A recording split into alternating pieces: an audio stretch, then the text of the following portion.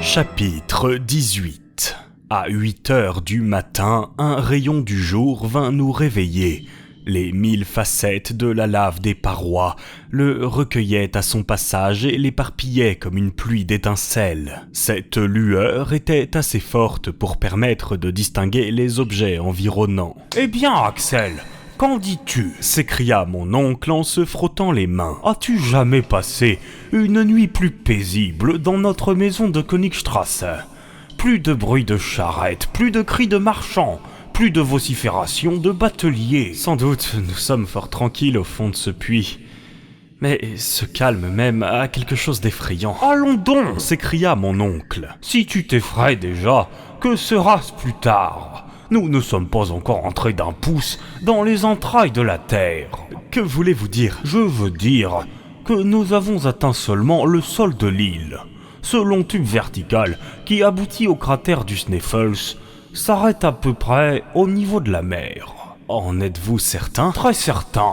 Consulte le baromètre. En effet, le mercure, après avoir peu à peu remonté dans l'instrument à mesure que notre descente s'effectuait, s'était arrêté à 29 pouces. « Tu le vois, » reprit le professeur. « Nous n'avons encore que la pression d'une atmosphère, et il me tarde que le manomètre vienne remplacer ce baromètre. » Cet instrument allait en effet devenir inutile du moment que le poids de l'air dépasserait sa pression calculée au niveau de l'océan. Mais, dis-je, n'est-il pas à craindre que cette pression toujours croissante ne soit très pénible ? Non, nous descendrons lentement, et nos poumons s'habitueront à respirer une atmosphère plus comprimée.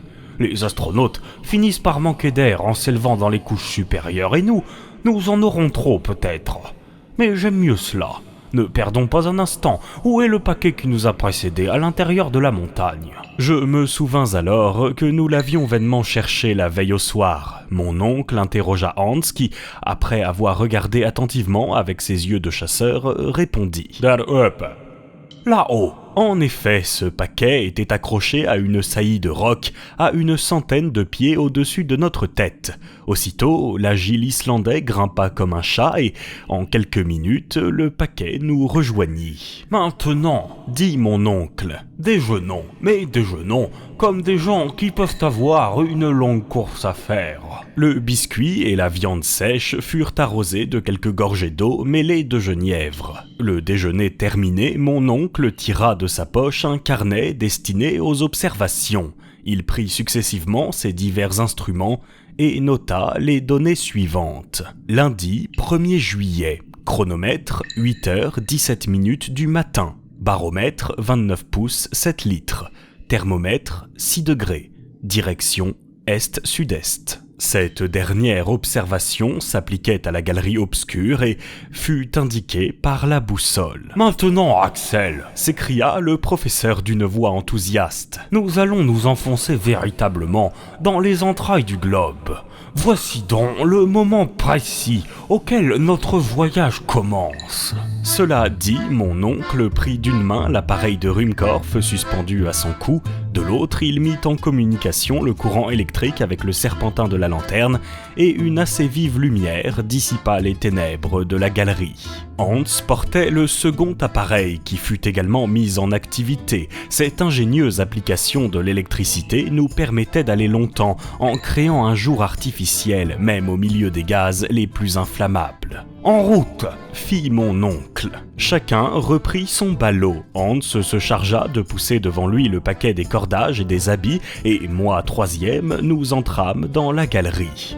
Au moment de m'engouffrer dans ce couloir obscur, je relevai la tête, et j'aperçus une dernière fois, par le champ de l'immense tube, ce ciel de l'Islande que je ne devais plus revoir. La lave, à la dernière éruption de 1229, s'était frayé un passage à travers ce tunnel. Elle tapissait l'intérieur d'un enduit épais et brillant.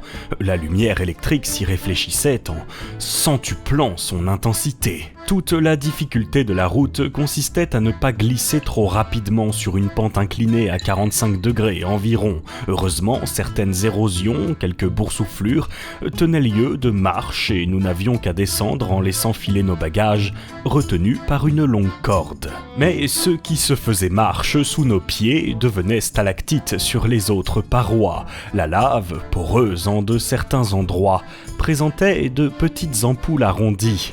Des cristaux de quartz opaque, ornés de limpides gouttes de verre et suspendus à la voûte comme des lustres, semblaient s'allumer à notre passage. On eût dit que les génies du gouffre illuminaient leur palais pour recevoir les hôtes de la terre. « C'est magnifique !» m'écriai-je involontairement. « Quel spectacle, mon oncle !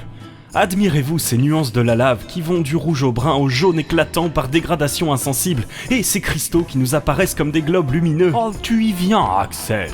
répondit mon oncle. « Oh, tu trouves cela splendide, mon garçon. Tu en verras bien d'autres, je l'espère.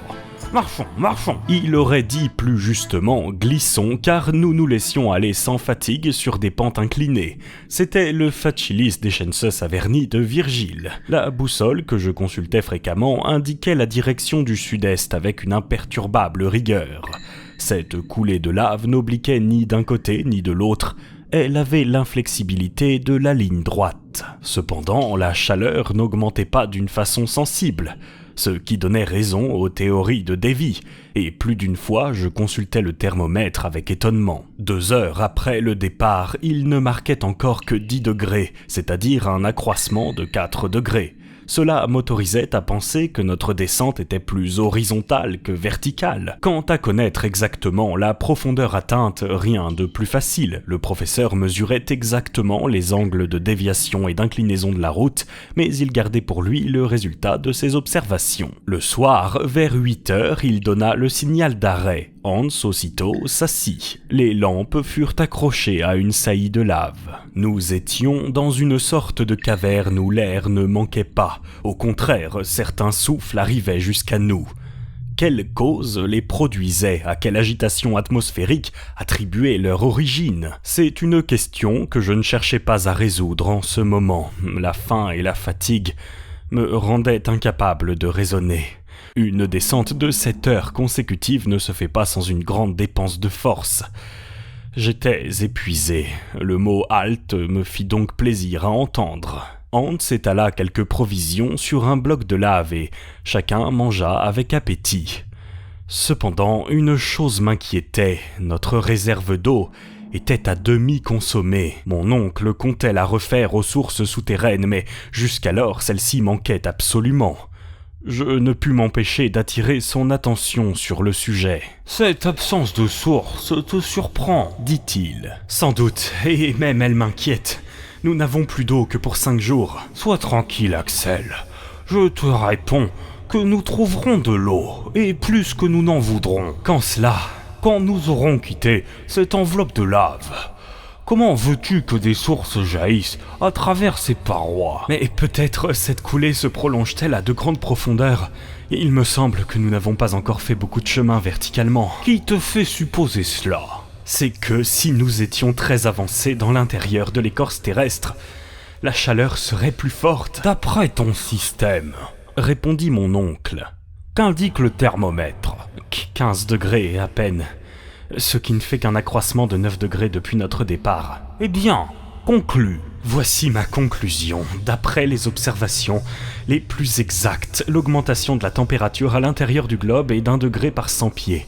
Mais certaines conditions de localité peuvent modifier ce chiffre. Ainsi, à Yakoust en Sibérie, on a remarqué que l'accroissement d'1 degré avait lieu par 36 pieds. Cette différence dépend évidemment de la conductibilité des roches. J'ajouterai aussi que dans le voisinage d'un volcan éteint et à travers le gneiss, on a remarqué que l'élévation de la température était d'1 degré seulement pour 125 pieds. Prenons donc cette dernière hypothèse, qui est la plus favorable, et calculons. Calcule, mon garçon. Rien n'est plus facile, dis-je en disposant des chiffres sur mon carnet. 9 fois 125 pieds donne 1125 pieds de profondeur. Rien de plus exact. Eh bien, d'après mes observations, nous sommes arrivés à 10 000 pieds au-dessous du niveau de la mer. est-il possible? Oui, ou les chiffres ne sont plus les chiffres. Les calculs du professeur étaient exacts. Nous avions déjà dépassé de 6000 pieds les plus grandes profondeurs atteintes par l'homme, telles que les mines de Kitzbühel dans le Tyrol et celles de Württemberg en Bohême. La température, qui aurait dû être de 81 degrés en cet endroit, était de 15 à peine.